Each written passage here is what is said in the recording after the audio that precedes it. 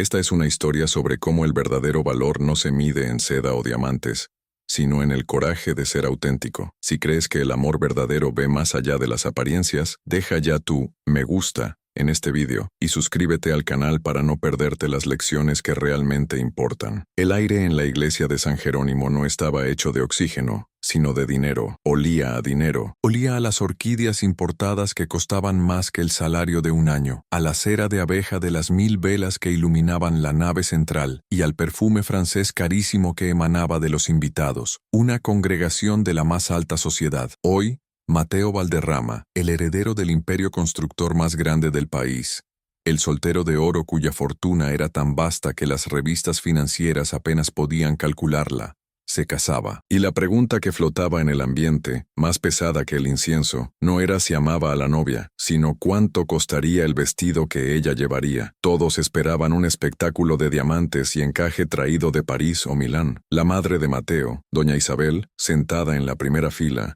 vestida con un traje de alta costura tan rígido que parecía una armadura, había supervisado cada detalle. La boda no era solo una unión, era una declaración de poder. Ella había sonreído a los invitados aceptando sus felicitaciones, pero sus ojos eran duros. Todo debía ser perfecto. La marcha nupcial comenzó. La música del órgano, tan potente que hacía vibrar el mármol bajo los pies, silenció los últimos murmullos. Las enormes puertas de madera tallada al fondo de la iglesia se abrieron de par en par, y la luz del sol entró, cegando momentáneamente a los presentes. Y entonces la vieron, la novia, Elena, y un silencio cayó sobre la congregación. Pero no era el silencio del asombro admirado, era un silencio de shock, un silencio frío, cortante, que rápidamente se rompió a obturar. Fue un sonido bajo al principio, casi imperceptible, un shh colectivo, luego un carraspeo, y entonces la risa. No fue una carcajada abierta, por supuesto, eran demasiado refinados para eso. Fue peor, fue una risa contenida, un bufido disimulado detrás de un abanico de seda, una sonrisa condescendiente compartida entre Ricardo, el primo de Mateo, y una mujer con un collar de esmeraldas. Sofía,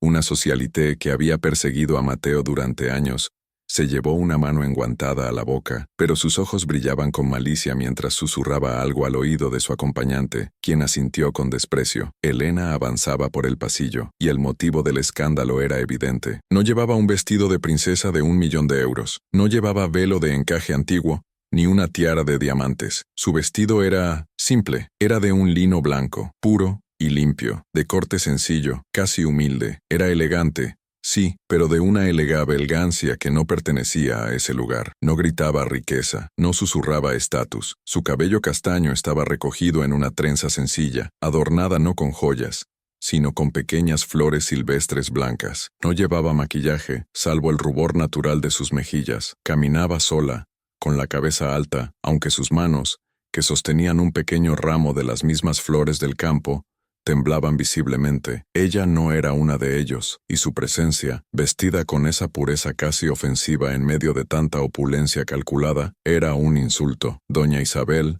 en la primera fila, se puso pálida, su sonrisa se congeló y se convirtió en una mueca de horror. Cerró los ojos por un instante, como si deseara que la tierra se la tragara. Esto era un desastre social, una humillación pública. Elena podía sentir los cientos de ojos como agujas, diseccionando su vestido, su cabello, su falta de pedigrí. Podía oír los susurros ahogados que sonaban como serpientes en la seda. «¿Es algodón? ¿Ha venido en algodón?», susurró alguien. «Parece la hija de la sirvienta», comentó otro. «Pobre Mateo.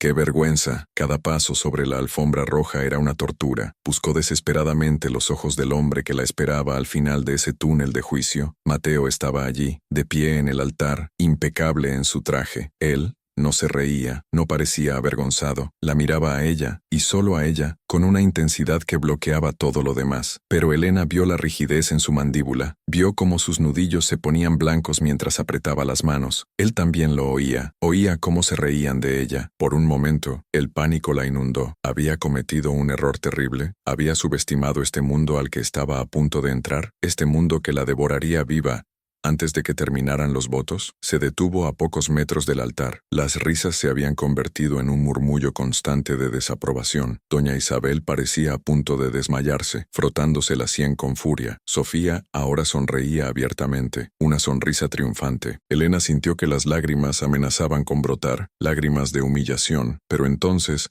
Mateo dio un paso adelante, rompiendo el protocolo. Se acercó a ella, sin esperar a que llegara. Ignoró las miradas de asombro y el silencio expectante. Llegó hasta ella, y la congregación contuvo el aliento, esperando que quizás la reprendiera en voz baja, que le preguntara qué demonios estaba pensando. En lugar de eso, Mateo levantó una mano y rozó su mejilla con una ternura que silenció la iglesia por completo. La miró, y en sus ojos no había vergüenza, sino una admiración profunda, casi reverente. Se inclinó y le susurró al oído, lo suficientemente bajo para que solo ella lo oyera, pero con su rostro a la vista de todos. Eres la mujer más hermosa que he visto en mi vida. Eres real. Y luego le ofreció su brazo, listo para enfrentarse al mundo entero, justo cuando el sacerdote, visiblemente nervioso por la tensión, se preparaba para comenzar la ceremonia. La batalla apenas comenzaba. El gesto protector de Mateo silenció las risas abiertas, pero no pudo borrar el juicio de mil miradas. El desdén seguía allí, ahora teñido de una incredulidad casi insultante. El gran Mateo Valderrama, el arquitecto del imperio, ¿estaba defendiéndola? ¿O era todo un acto desesperado para salvar las apariencias? ¿Una estrategia de control de daños ante el desastre social más grande de la década? Doña Isabel, en la primera fila, permanecía inmóvil como una estatua de mármol, pero su mirada se clavó en la espalda de su hijo. Era una mirada que no pedía explicaciones, las exigía. El sacerdote, un hombre que había casado a miembros de la realeza y a magnates petroleros, carraspeó, visiblemente nervioso, tratando de encontrar el hilo de la ceremonia. Queridos hermanos, comenzó,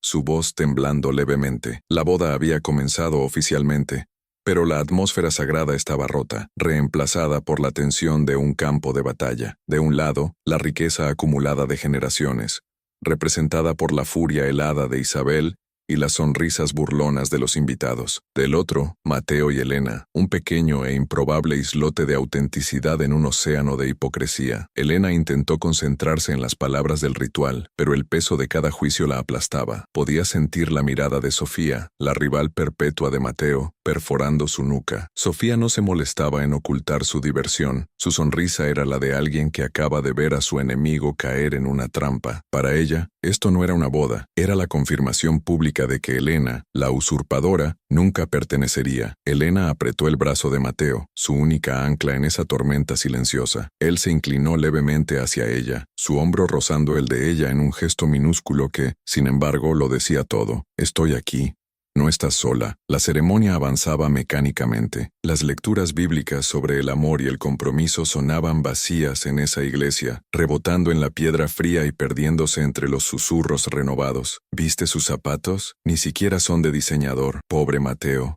Debe estar pensando en la anulación. Llegó el momento de los votos. El sacerdote, aliviado por llegar a una parte con guión, se volvió hacia Mateo. El silencio en la iglesia fue absoluto, denso. Todos querían oír qué diría el hombre que lo tenía todo al casarse con la mujer que, visiblemente, no tenía nada. Mateo no miró al sacerdote, se giró por completo, ignorando el protocolo, y tomó ambas manos de Elena entre las suyas. Sus manos eran cálidas y firmes, las de ella, frías y temblorosas. Ignoró a la congregación, a los fotógrafos, y sobre todo, a su madre. Sus ojos se fijaron en los de Elena. Elena, comenzó, su voz resonando con una claridad y una calma que desarmó a la audiencia. Todos aquí ven este lugar, dijo haciendo un leve gesto hacia la opulencia que los rodeaba. Ven el mármol, ven el oro, ven las expectativas. Pero cuando yo te miro, Elena, veo la verdad. Me recordaste que el valor no está en lo que acumulamos en nuestras bóvedas, sino en el coraje que guardamos en nuestro corazón. Los invitados se removieron incómodos en sus asientos. ¿Era una crítica hacia ellos? Me enseñaste a respirar de nuevo cuando estaba ahogado en un mundo de apariencias. Continuó, prometo honrar tu valentía, esa que te trajo hoy hasta aquí, vestida con tu verdad y no con la de ellos. Prometo proteger tu luz de cualquiera que intente apagarla. Prometo ser tu socio, tu defensor y tu hogar. Y prometo que nunca, Jamás te pediré que seas alguien que no eres, porque la mujer que veo ante mí, con tus flores silvestres y tu corazón honesto, es todo lo que siempre he buscado y mucho más de lo que merezco. Un murmullo sordo recorrió la iglesia. Doña Isabel cerró los ojos con fuerza. Esto era peor que el vestido. Él no estaba minimizando el daño, lo estaba celebrando, estaba renegando de su mundo, de su legado. Ricardo, el primo de Mateo, negó con la cabeza, una sonrisa de lástima en su rostro, como si Mateo hubiera perdido por completo la razón. Ahora era el turno de Elena. Su voz era suave, casi un susurro, y el sacerdote tuvo que inclinarse para oírla. Mateo, dijo, su voz ganando fuerza con cada palabra. Yo no tengo imperios que ofrecerte, no tengo un apellido que abra puertas ni joyas que te impresionen. Las risas contenidas volvieron, más crueles esta vez. Pero tengo esto, y puso una mano sobre su propio corazón. Tengo mi verdad, y te la doy a ti, entera. Prometo ser tu calma en la tormenta que es tu mundo. Prometo ser tu ancla cuando las presiones intenten cambiarte. Prometo ver siempre al hombre, no al millón, y prometo amarte con una honestidad tan pura, tan simple, como este vestido. Fue un golpe directo, un reconocimiento de la burla y una transformación de esta en un símbolo de su promesa. Mateo sonrió, una sonrisa genuina que iluminó su rostro y borró la tensión. Puede besar a la novia. El beso fue tierno y profundo, un sello de su alianza privada contra el mundo público. Cuando se separaron, la música del órgano estalló, pero el aplauso fue educado, frío. El aplauso que se da al final de una reunión de negocios aburrida. Se giraron para enfrentar el pasillo. La caminata de regreso fue peor que la de ida. Ahora eran 2 contra todos. Las sonrisas de los invitados eran máscaras de cortesía que apenas ocultaban el desprecio. Vieron a doña Isabel, quien ni siquiera aplaudió. Simplemente se levantó, su rostro como una máscara de hielo, y se dirigió a la salida lateral, sin duda para asegurarse de que el desastre de la recepción fuera contenido. El viaje en el Rolls Royce hasta el salón de recepciones del Country Club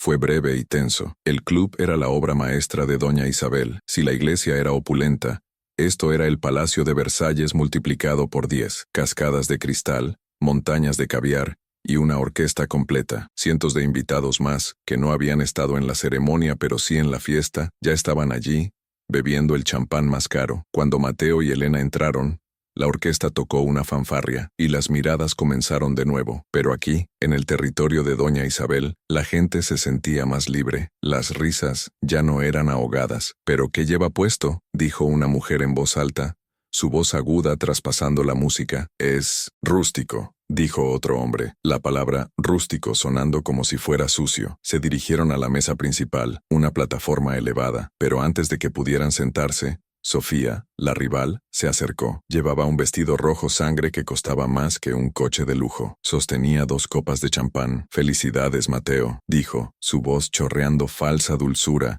ignorando por completo a Elena. «Realmente, una boda inolvidable, muy valiente de tu parte». Le ofreció una copa a Mateo, luego se volvió hacia Elena, su mirada recorriéndola de pies a cabeza con desprecio evaluador. «Y tú, Elena, ¿verdad?». No le ofreció una copa. «Debes sentirte tan abrumada. Es todo tan grande para ti, ¿no? No te preocupes». Le dio una palmadita condescendiente en el brazo. «Estoy segura de que Mateo te comprará algo apropiado para la cena de mañana». La humillación fue pública, un golpe calculado. Elena se quedó sin aliento, su rostro enrojeciendo. Todos los ojos estaban sobre ellos. Mateo tensó la mandíbula, su rostro oscureciéndose, su mano apretando la copa. Estaba a punto de responder, su voz baja y peligrosa, cuando una voz metálica resonó por los altavoces, interrumpiéndolo. «Atención, por favor, atención». Era Ricardo, el primo de Mateo, que había subido ágilmente al escenario. Sostenía un micrófono y tenía una sonrisa maliciosa. «Creo que es hora del brindis, y tengo algunas cosas muy especiales que decir sobre nuestra nueva novia». El pánico se apoderó de Elena. Esto iba a ser peor que la iglesia. El silencio en el salón de baile era tan espeso que se podría haber cortado con uno de los cuchillos de plata de la mesa principal. La orquesta se había callado. Los camareros se detuvieron. 1000 pares de ojos se fijaron en Ricardo, que se pavoneaba en el pequeño escenario junto a la banda, bañado por un foco de luz que claramente no estaba destinado a él. Sostenía el micrófono con una familiaridad arrogante, como un rey sosteniendo un cetro. Elena sintió que el corazón le golpeaba las costillas con tanta fuerza que temía que todos pudieran oírlo. Mateo, a su lado, estaba rígido como el acero. Su mano, que había estado apretando la copa de champán, ahora la sostenía con tanta fuerza que sus nudillos eran de un blanco puro. «Ricardo», dijo Mateo, su voz baja y peligrosa, audible solo para los que estaban cerca. «Baja de ahí, ahora». Pero Ricardo, al otro lado de la pista de baile,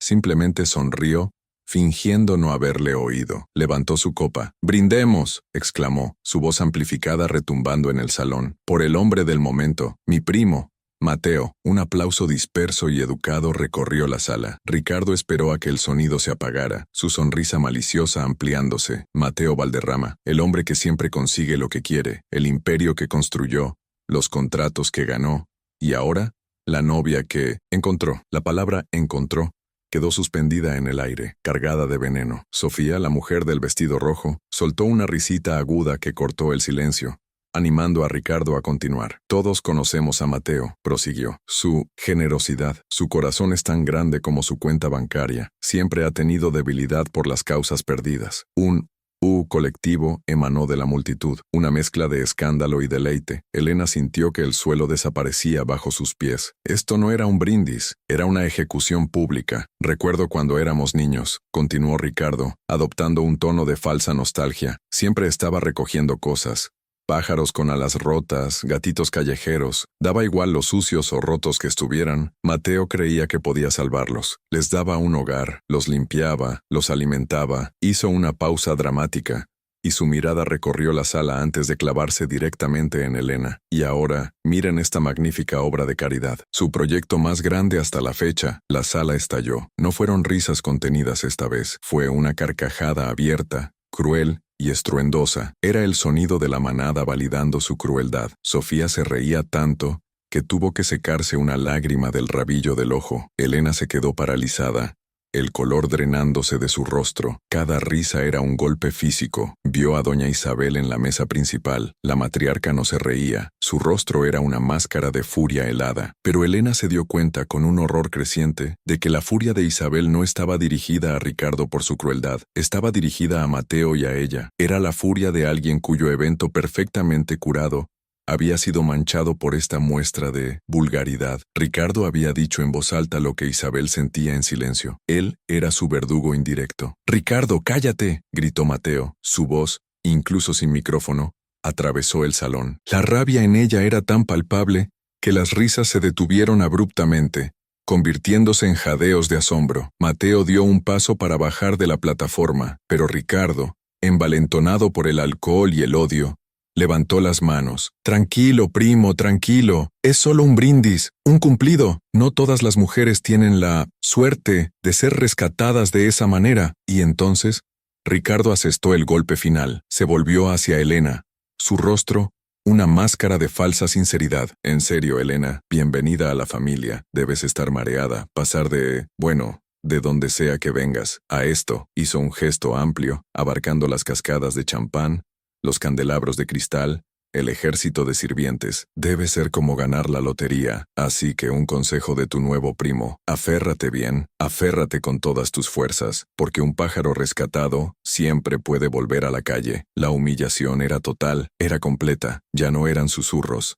Era una acusación pública. La habían etiquetado. Era una cazafortunas, una indigente, un animal callejero, y el silencio que siguió a sus palabras fue peor que las risas. Fue un silencio de acuerdo. Todos la miraban ahora, no con burla, sino con una fría evaluación, como si acabaran de descubrir la verdad. Elena miró a Mateo, pero él estaba cegado por la furia, mirando a Ricardo con una intención asesina. Él estaba listo para la guerra, pero ella estaba rota. Las lágrimas que había contenido en la iglesia ahora brotaron, calientes y amargas. No eran lágrimas de tristeza, eran lágrimas de pura y absoluta humillación. «Yo», susurró, su voz rota. Trató de decir algo, de defenderse, pero las palabras no salieron. El vestido simple, que había sido su símbolo de honestidad, ahora parecía un disfraz de pobreza. Las flores silvestres en su cabello se sentían como hierbajos. Ricardo había ganado, había redefinido su verdad como una mentira. Con un sollozo ahogado que pareció resonar en todo el salón, Elena se dio la vuelta, ignoró la mano que Mateo extendió hacia ella, ignoró las miradas de lástima y desprecio, levantó su vestido de lino y corrió,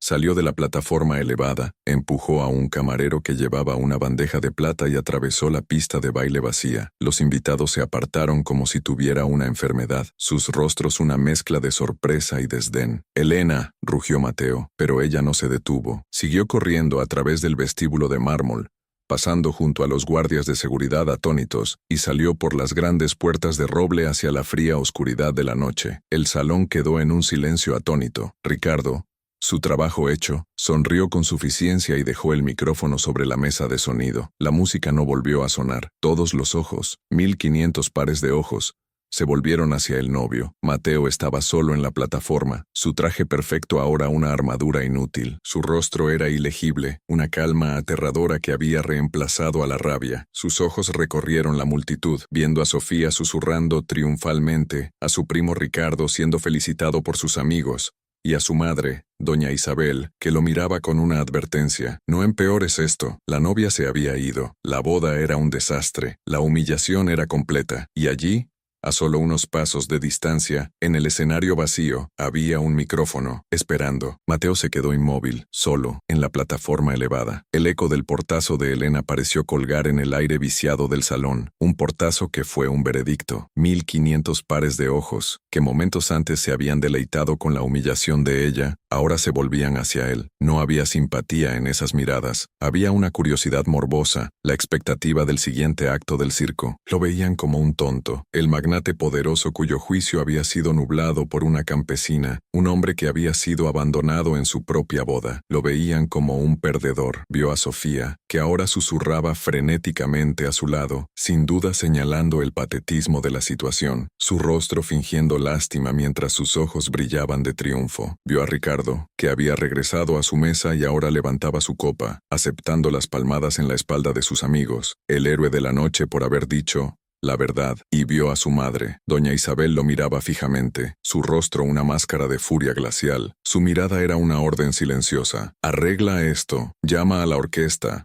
haz una broma, no dejes que esta niñita arruine la noche, controla el daño, Mateo». La orquesta, nerviosa, miraba al director, quien a su vez miraba a doña Isabel, esperando la señal para empezar a tocar y ahogar la vergüenza. Pero Mateo no miró a su madre. Sus ojos se movieron lentamente, pasando de Sofía a Ricardo, y finalmente deteniéndose en su propia madre. Y en su mirada, por primera vez en 35 años, no había obediencia, había fuego. Con una calma que era 1000 veces más aterradora que cualquier grito, Mateo bajó los escalones de la plataforma. No corrió tras Elena. Aún no. Tenía que quemar el puente primero. Cruzó la vasta pista de baile de mármol pulido. El sonido de sus zapatos de etiqueta era el único ruido en el universo. El silencio era tan profundo que se podía oír el zumbido de los amplificadores y el tintineo nervioso del hielo en un vaso. Los invitados se apartaron a su paso. Subió los 3 escalones del escenario de la banda, del que Ricardo acababa de bajar triunfalmente, y cogió el micrófono. Lo sostuvo pero no habló de inmediato. Dejó que el silencio se estirara, dejó que la incomodidad de los invitados se convirtiera en un sudor frío. La sonrisa de Ricardo comenzó a flaquear, la mirada de doña Isabel se agudizó. «Buenas noches»,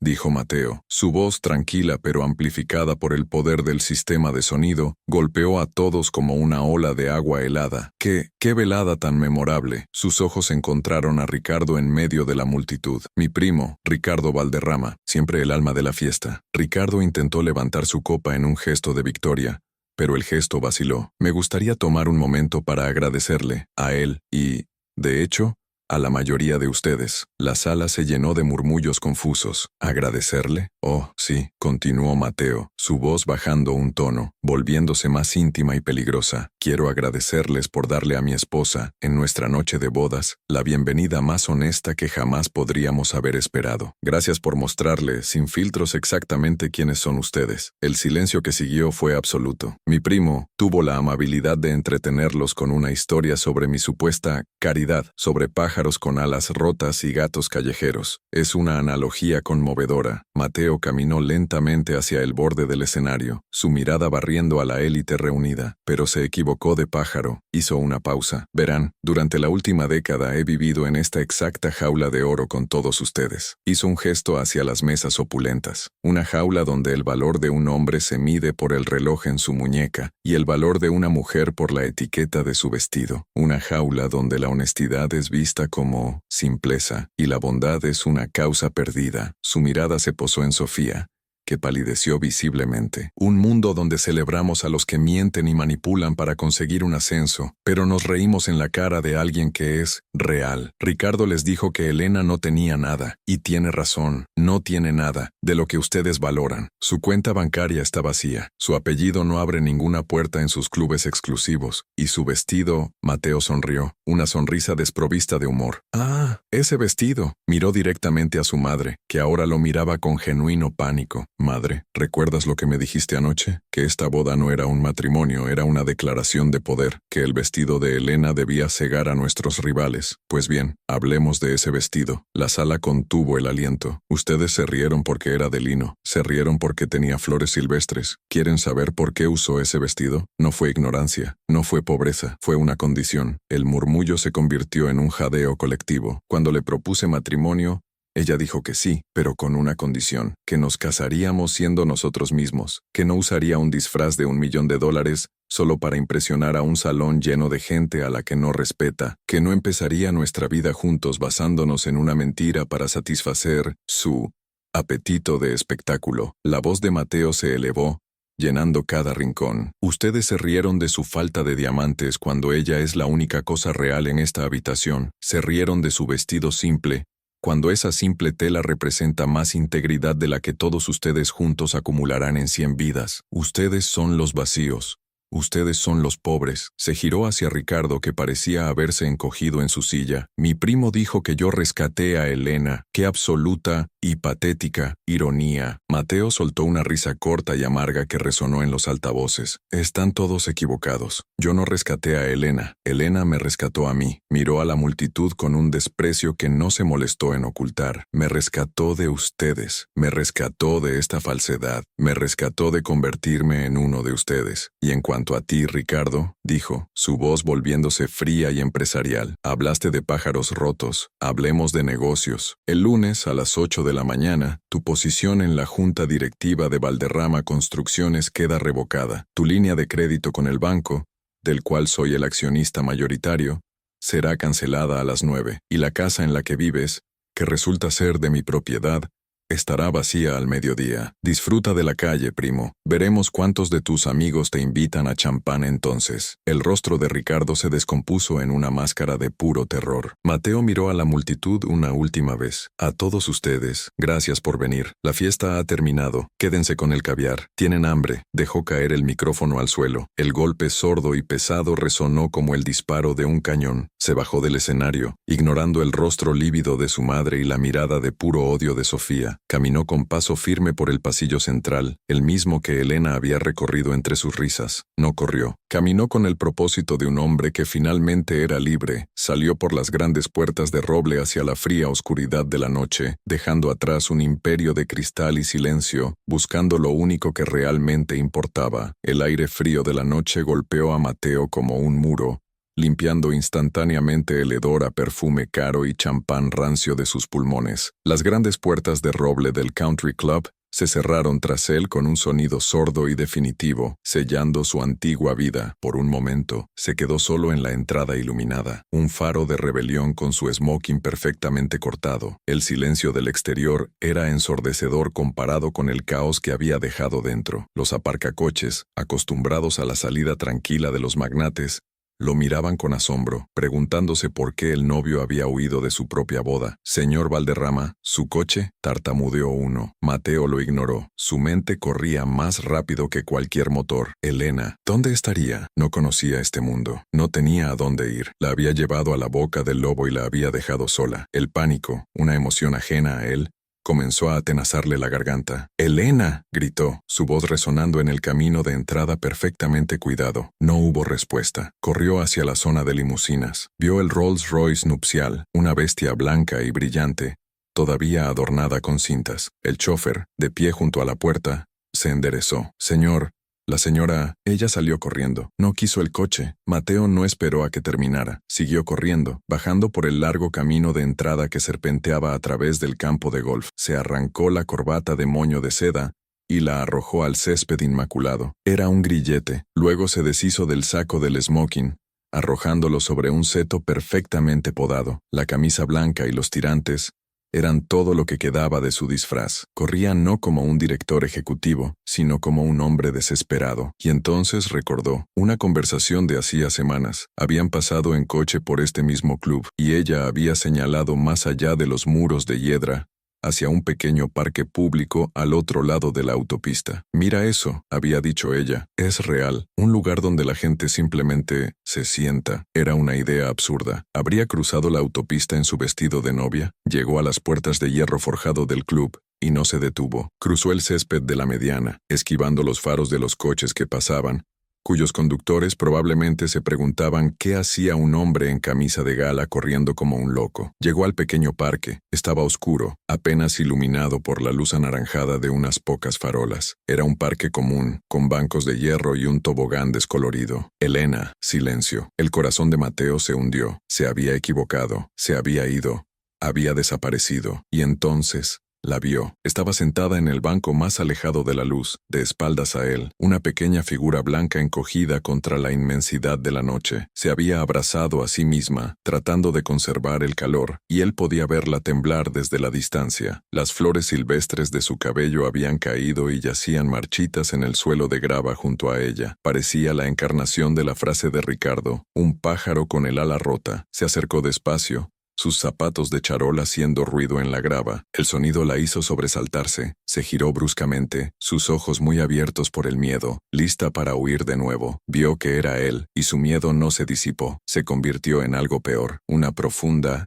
y herida desconfianza. «Elena», dijo él sin aliento, deteniéndose a unos metros de distancia. Ella no respondió, simplemente lo miró, su rostro pálido y manchado por las lágrimas secas. «Por favor, no», susurró ella, su voz tan rota que apenas era audible. «No digas nada más, ya entendí». «¿Qué entendiste?», preguntó él suavemente, acercándose otro paso. «Que soy una tonta», dijo ella, y esta vez su voz se quebró con un sollozo contenido. «Que tenías razón en el altar, pero ellos tenían razón en la fiesta. Mi verdad es solo pobreza. Mi honestidad es solo vergüenza para ti. Arruiné tu boda, Mateo. Te puse en ridículo frente a todo tu mundo. Debería haberme puesto el disfraz que querían». Se puso de pie, como si fuera a marcharse, a desaparecer en la oscuridad. «Será mejor que vuelva. Pediré disculpas a tu madre. Tal vez podamos». No, la palabra fue tan firme, tan llena de convicción, que la detuvo en seco. Mateo cerró la distancia entre ellos, y sin importarle las manchas de hierba o el barro húmedo,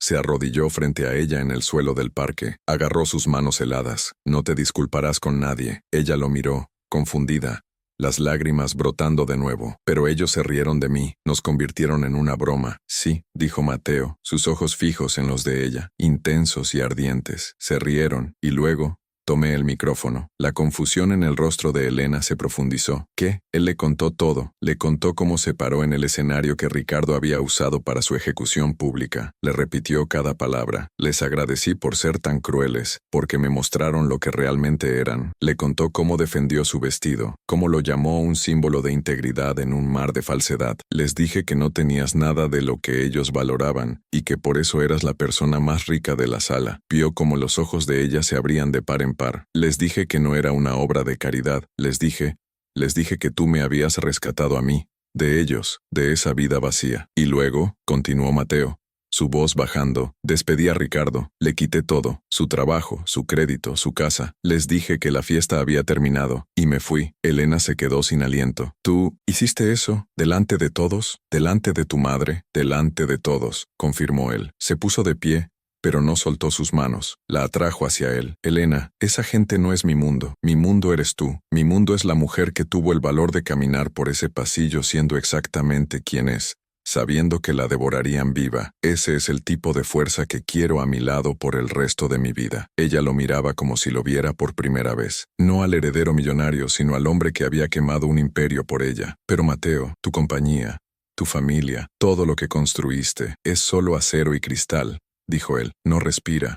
No ama, no tiene integridad. Tú sí. La abrazó con fuerza, y ella finalmente se derrumbó contra él, no en derrota, sino en un alivio abrumador. Él la había elegido, la había defendido, la había vengado. Tengo frío, susurró ella contra su camisa. Él sonrió y miró a su alrededor. Vio su saco de smoking arrojado a varios metros de distancia, sobre el seto. Corrió a recogerlo y volvió. Era un abrigo de $1000, arrugado y manchado de hojas. Con una ternura infinita, lo colocó sobre los hombros desnudos de Elena. La lujosa lana negra cubrió el sencillo lino blanco. No era un disfraz, era un escudo. Gracias, murmuró ella, acurrucándose en él. Él la besó en la frente. Se acabó, Elena. Estamos libres. Elena se acurrucó en el calor del abrigo de Mateo, un capullo de lana cara sobre su vestido de lino. El contraste ya no importaba, era su armadura compartida. Estaban de pie, solos en un parque público anónimo, mientras a menos de 1 kilómetro, un mundo de riqueza y poder se desmoronaba. Elena levantó la vista. Sus ojos, aunque todavía hinchados por las lágrimas, ahora estaban claros. Mateo, dijo, su voz firme por primera vez esa noche. ¿Qué pasará ahora? Tu madre, tu imperio, no te perdonará. Mateo miró más allá de ella, hacia las luces distantes del country club, donde sin duda reinaba el caos. Vio a su madre, no con ira, sino con una claridad repentina. Mi madre se quedará con el salón de baile vacío, dijo con calma. Tendrá el caviar, los candelabros y el silencio de sus invitados. Es el reino que siempre quiso, pero ya no es el nuestro. Sacó su teléfono del bolsillo de sus pantalones de smoking. La pantalla iluminó sus rostros. Elena observó conteniendo la respiración, esperando una llamada de reconciliación, una negociación. Pero Mateo no llamó a su madre, llamó a su abogado personal. Javier, buenas noches, dijo, su tono tan tranquilo como si estuviera pidiendo un café. Quiero que inicies 2 cosas a primera hora. Primero, liquida mi participación mayoritaria en Valderrama Construcciones. Transfiere el 70% de las ganancias a un fondo para becas de artes y oficios. El resto, ponlo en una cuenta simple. Hubo una pausa donde Elena solo podía oír los sonidos ahogados y de pánico al otro lado de la línea. No estoy bromeando, Javier. Y segundo, reserva 2 billetes de avión, solo de ida, al primer vuelo que salga hacia la costa, a cualquier lugar pequeño, tranquilo y con océano. Sí, esta noche si es posible. Colgó la llamada, silenciando las protestas de su abogado. Se volvió hacia Elena, cuyo rostro era una mezcla de asombro e incredulidad. Mateo, acabas de regalar tu fortuna. No, dijo él deslizando el teléfono de nuevo en su bolsillo, rompiendo simbólicamente su último vínculo con ese mundo. Acabo de comprar nuestra libertad, y fue una ganga. Elena sintió que una risa, la primera risa genuina de toda la noche, brotaba de su pecho. Era un sonido de puro alivio. Él lo decía en serio. No estaba tratando de salvarla para llevarla a su jaula. Estaba rompiendo la jaula para ambos. ¿Y ahora qué, señor Valderrama?, preguntó ella, una sonrisa jugando en sus labios. Ahora, señora Valderrama, respondió él, devolviéndole la sonrisa. Creo que nos estamos perdiendo nuestra luna de miel. Se quitó los carísimos zapatos de charol que le apretaban